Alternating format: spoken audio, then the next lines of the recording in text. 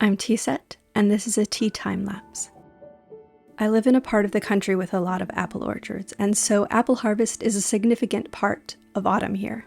And in manga and anime, I've seen people cut apple slices to look like little rabbits. And so I thought apple bunnies would be a cute autumnal theme for a picture of Zenzai and some Animal Crossing characters. Immediately, I wanted to pose Zenzai with an apple slice on a little fork, because I'm a little fancy lady, and sometimes when I prepare myself a bowl of sliced fruit, I will eat it with a little fork. I had no plan what the background for this picture would look like, and at a certain point I just decided that this was a problem for future me. Future me is not going to appreciate this. Initially, the two rabbits I picked out for this picture were Ruby, the white freckled rabbit, and Dottie, who is one of my treasured New Leaf villagers. I do end up swapping Dottie out for someone else later on, just to make the colors and values work. But I'm still so sweet on Dottie. People who started playing during New Horizons don't understand the trauma of your favorite villager just leaving one day when you forgot to log in. By this point in the picture, I've decided to not draw the outfit that Zenzai is wearing in-game, but to make a new outfit for her, which is why she has these half-braided, half-loose pigtails that are not an in-game item. I really struggled to get these apple slices to look the way that I wanted them to. There's so much drawing and redrawing of them. But bear with me, I do get there.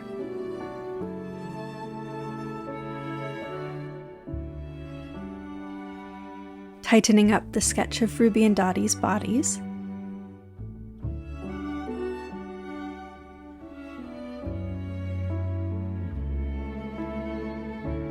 And then I realized that it would be very appropriate if I drew Bunny instead of Dottie, since Bunny looks like an apple.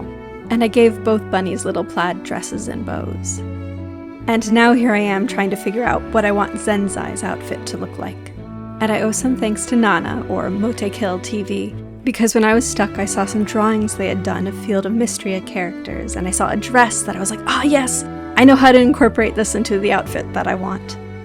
I am forever incorporating these little shoulder ruffles into outfits that I draw, and I just want you to know that I don't like drawing them, but I keep making this decision. Surely at some point, if I keep drawing them, they'll just become easy for me. Another feeble attempt at a background idea, and now it's time for line art. While line art still is my least favorite part of my process, I am coming to like it more and more. In large part because people have just been so nice about it, and so I really want to put my all into it. I have gotten to the point now where I do like looking at my finished line art. I used to very much not, but I don't feel that way anymore. I feel a lot more positive about it these days. I'm now finding that I see some of the beauty in it that other people tell me they see in it, and that's really nice. I still have so much I want to improve on though. Oh my goodness. Oh, I was sneaky and I did it in a different document, but I was having a hard time drawing curls that day, so I opened up another document and messed around until I got into the swing of it again so that I could draw these. It's a cute hairstyle though, it's worth it.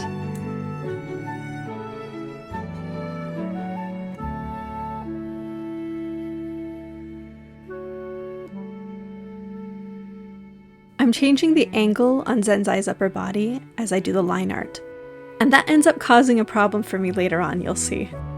But for now we get some nice little braids.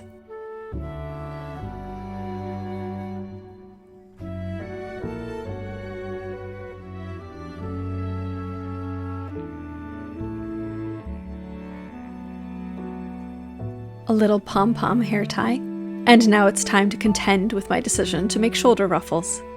And I do think I am already getting better at drawing them. The angle on this hand is going to be wrong. See, the problem is I referenced and sketched out a hand that made sense for how I sketched the upper body, but then I changed the angle with the line art. So when I go to connect that hand to the body, I realize that it doesn't make sense. I'm so desperately trying to make it work, and it's just not going to. I have to draw a new hand, commit to it.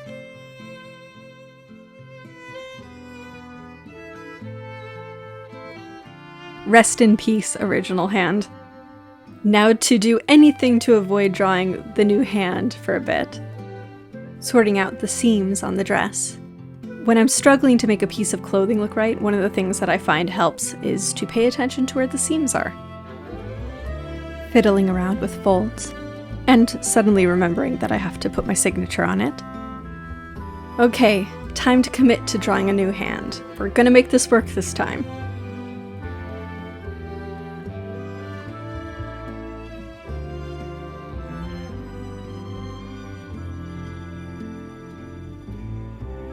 It ended up being a pretty painless process.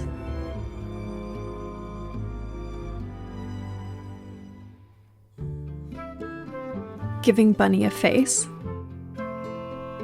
and turning the sweater into a cozy cable knit sweater. I nearly forgot that I was going to give her this apple barrette. And I nearly forgot the buttons as well.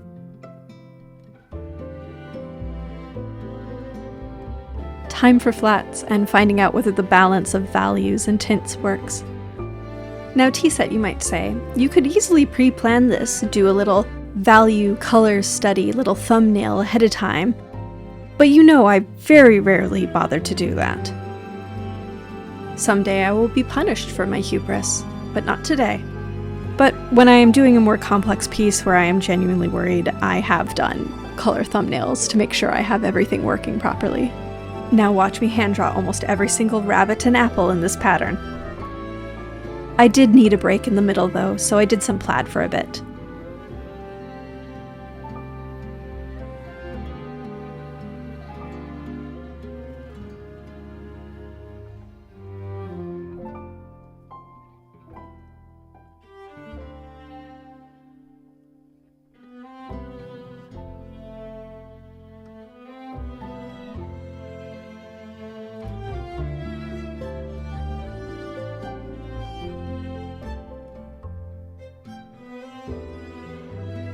Some soft pink shadows are in order, I think. I really didn't have much energy for shading on this day, so I went very simple with this picture.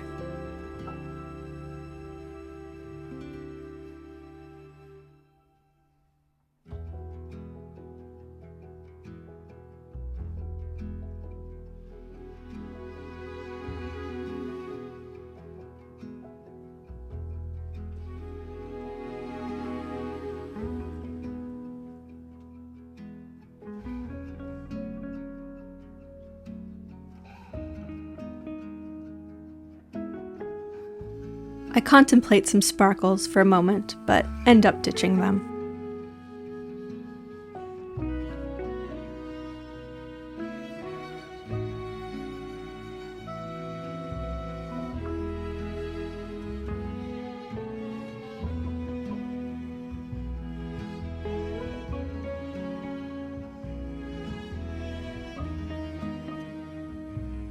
And now it's time to figure out what on earth I'm doing about the background.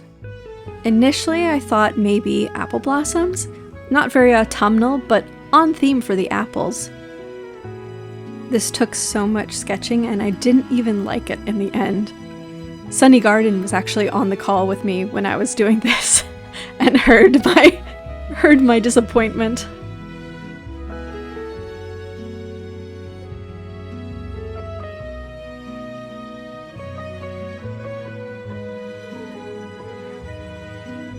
At this point, it seems like this might work, and then I'd hate it.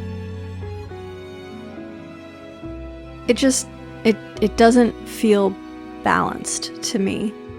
And if I wasn't trying to make this into an iPad wallpaper, then I could have just cropped it down a bit, and then I might have just done a gradient. But then I'm thinking, maybe plaid, or maybe checkerboard, or nothing is working. And then the sparkles come back, and they save the day. I mean, I'm not in love with them, but they're fine. I think I'm just overly critical.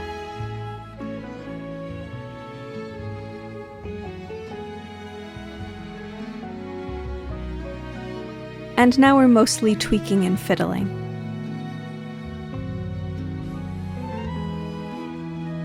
I kept thinking maybe I had the energy to do more with the shading, and then realizing, no, I don't.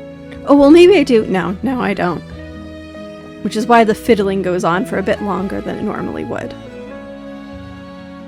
Remembering at the last moment to add some reflected color onto the shiny objects was a good move, though.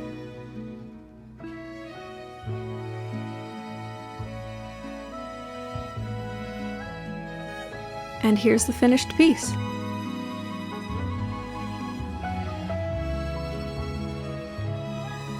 Thank you so much for watching.